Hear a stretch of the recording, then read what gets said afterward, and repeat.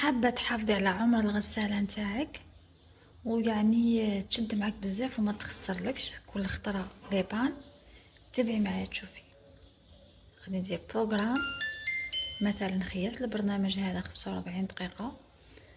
هذه هنا هذه شهية السرعة تروحي عند هذا الاختيار.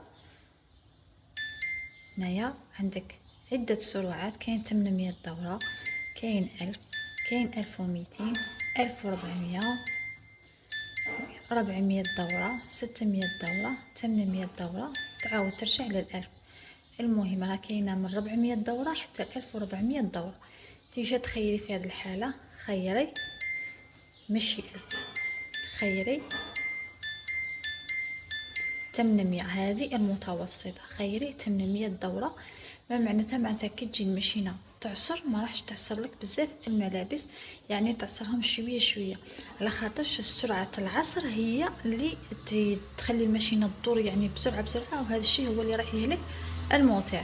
بغيتي تحافظي على عمر الغساله تاعك، خلي السرعه متوسطه.